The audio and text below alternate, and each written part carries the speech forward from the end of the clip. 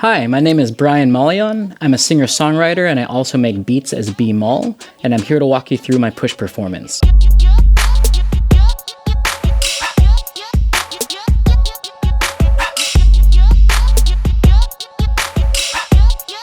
In the beginning of the beat, I'm using a sample and I'm currently in simpler in one-shot mode. With this mode, I have two options, trigger and gate. With trigger, when I press the drum pad to play the sample, it plays the sample all the way through, and every time it starts on the 1. This is really useful if you're finger drumming, so if you want to play along to the sample, this makes it really interesting. So for example,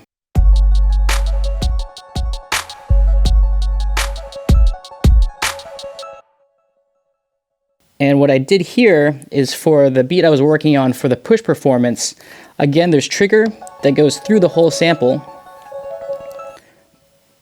But in my case I wanted to use gate, which gives you some more control. So you have to hold down the pad for the sample to play through. This made it possible to create a loop with a more chopped sound.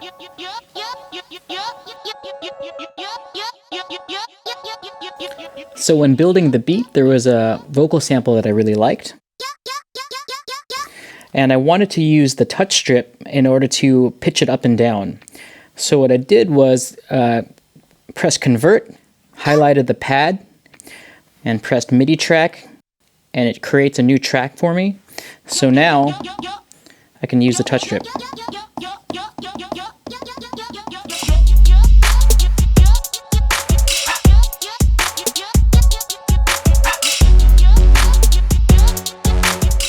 So when building this performance, I relied on follow actions within clips in order to get from one part of the song to another.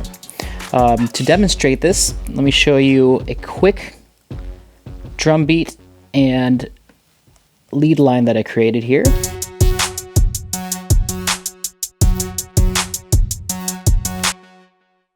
Let's say that I want to have a space to create a variation that I can record during the performance. I can set up a follow action to go to the next clip. I want to create a new empty clip, and then on the first clip, set the follow action to go to the empty clip after 2 bars. Then, in the empty clip, I can set the follow action to go back to the previous clip after 2 bars.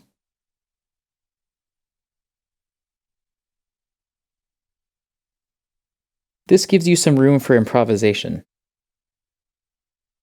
Let's see how this works.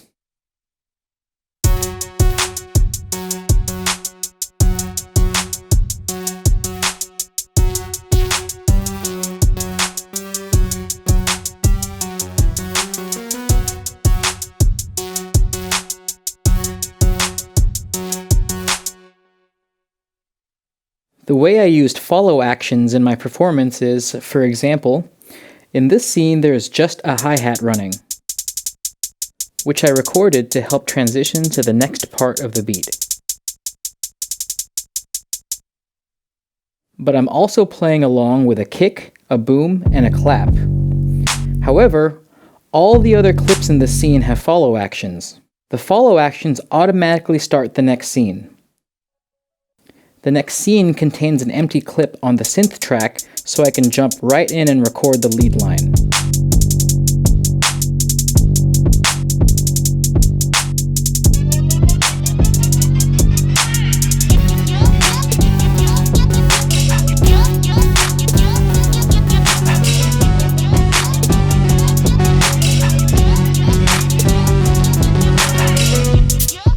One thing I learned while making this beat is that while I'm in note mode, I can hold down the session button to preview session mode.